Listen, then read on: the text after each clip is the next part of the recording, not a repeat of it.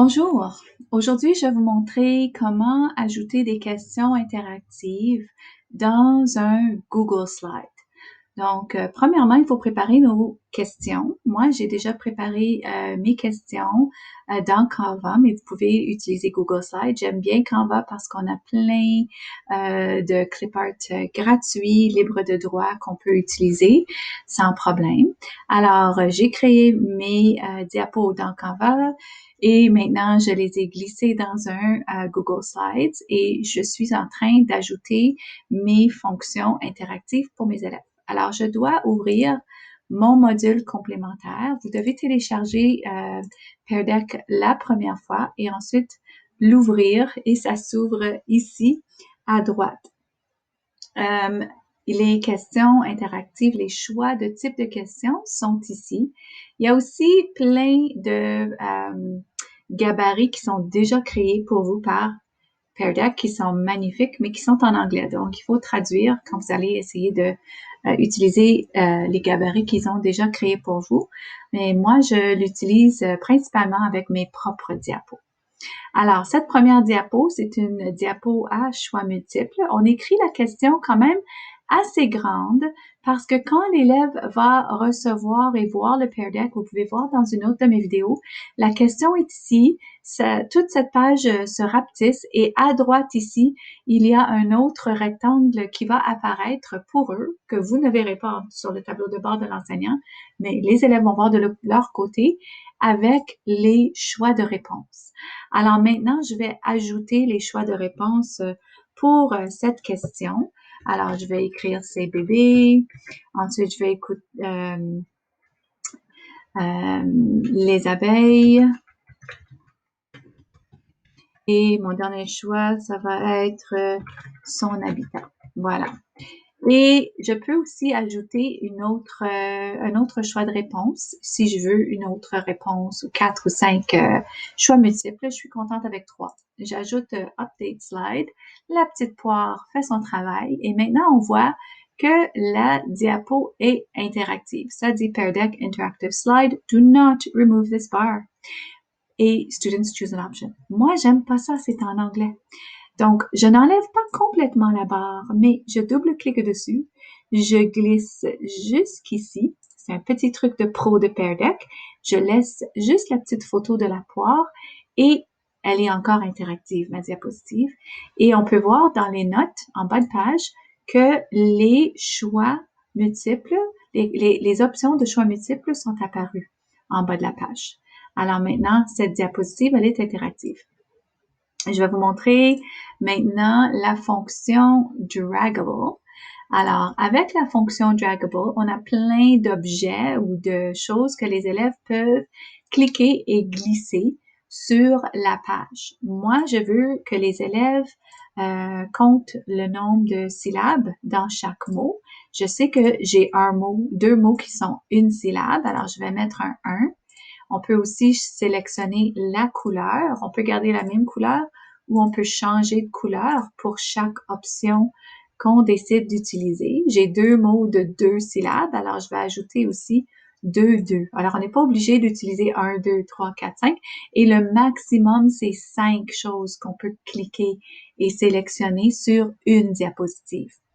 L'autre chose qu'il faut savoir, c'est qu'on peut sélectionner la taille des chiffres ou des objets que les élèves pourront glisser sur la page. Et ici, je vois une petite prévisualisation de la taille de ces chiffres sur la diapo, ce que sera la vue de l'élève. Je peux glisser et là, vous voyez que c'est rendu vraiment très petit. Je trouve en général que vers le milieu où est le défaut de Pear Deck, c'est une bonne taille. Une fois, j'avais glissé au plus petit, puis les élèves trouvaient pas les chiffres sur la page parce que c'était rendu trop petit. Donc, juste peut-être tester et voir si vous pouvez encore lire les chiffres sur la page avant d'ajouter la fonction. Encore là, je vais cliquer et je vais glisser pour éliminer une bonne partie, mais j'aime bien laisser un peu ça parce que ça me rappelle que j'ai mis 1, 1 et 2 et 2. Mais je peux quand même rétrécir beaucoup cette petite poire et on voit que la poire, elle a la fonction de draggable derrière elle. Ma prochaine diapositive, c'est une autre activité de conscience phonologique où je vais demander aux élèves d'encercler les illustrations qui ont le son O, O comme dans chauve-souris. Alors, les élèves vont avoir besoin d'un crayon. Je clique sur la fonction Draw, c'est ajouté, on voit la petite poire qui arrive avec un chevalet. Moi, je vais juste encore couper cette bande et la rétrécir un peu parce que je veux pas cacher mon illustration du manteau ici. Quand je veux mettre les mots en ordre alphabétique, j'utilise encore la fonction draggable, mais là, cette fois, je vais mettre 1, 2, 3, 4, 5. Alors, je vais utiliser le bleu cette fois et le 1. Vous pourriez aussi mettre en ordre alphabétique en demandant aux élèves de réécrire les mots. Moi, je trouve pour mes élèves en deuxième année, c'est un peu long leur faire copier les mots. Ça dépend de quelle est votre intention pédagogique. Leur faire écrire les mots, c'est super si vous voulez leur faire pratiquer ces mots. Moi, mon intention, c'est vraiment pratiquer le principe alphabétique. Alors, j'ai pas besoin de leur faire réécrire tous ces mots sur ce travail. Je veux quand même que ça soit une tâche assez rapide pour mes élèves et je vais rétrécir. Alors voilà, j'ai plein de diapositives pour différents types d'activités, comme encercler les adjectifs, encercler les noms, les verbes, et je prends des mots du texte qui était dans le livre de l'auteur. Ici, j'ai une activité un peu différente que je vais tester cette fois pour la première fois avec mes élèves. Alors, je vais lire les mots pour mes élèves. Non, je vais seulement lire un mot. Alors, je vais ajouter la fonction draw. Je veux que l'élève encercle le mot que je vais lire. Bon, on a deux options pour faire ceci. Je pourrais, pendant qu'on fait le Pear Deck, je pourrais rendre mon Pear Deck au rythme de l'enseignant, teacher paced, instructor paced, et que je lis en temps réel le mot pour mes élèves.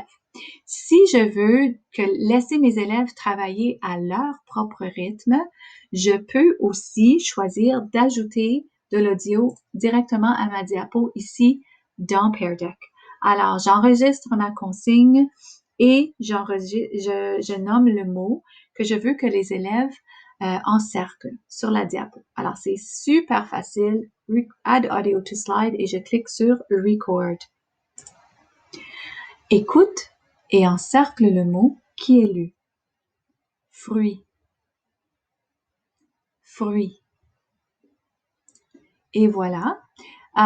Si j'ai gaffé, je peux tout de suite supprimer la diapo. Je peux continuer l'enregistrement si j'avais oublié ce que je voulais dire et je peux sauvegarder directement. Le pépin avec la fonction audio dans Pear Deck, malheureusement, vous voyez que ça cache la diapo. Alors, soit que vous avez une super excellente mémoire et vous avez mémorisé les mots que vous voulez dire avant, ou bien vous ouvrez la diapo sur un autre appareil et vous lisez de cet appareil-là pendant que vous faites vos enregistrements sur votre téléphone ou un deuxième écran, si vous avez un deuxième écran.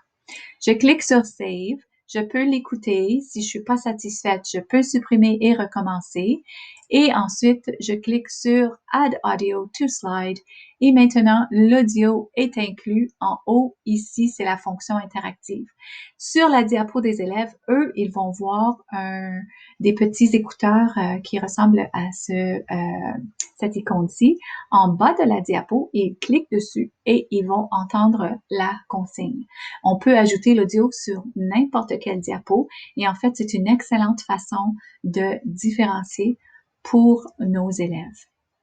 Quand je fais des activités d'écriture, par exemple, ce diagramme de Venn compare les chauves-souris et les oiseaux, je veux que les élèves puissent avoir le choix. Est-ce qu'ils veulent utiliser des boîtes de texte ou est-ce qu'ils veulent utiliser l'outil crayon stylo? Si je mets la fonction Draw, ils ont le choix des deux. Alors, cet outil Draw est vraiment multifonctionnel. Aussi, quand je fais des tâches d'écriture, par exemple, un remue-ménage d'idées, je vais encore utiliser la fonction Draw. Un autre tantôt, je vais vous montrer comment utiliser les autres fonctions en Pear Deck. J'espère que ce petit tutoriel vous a été utile. Merci beaucoup. Au revoir.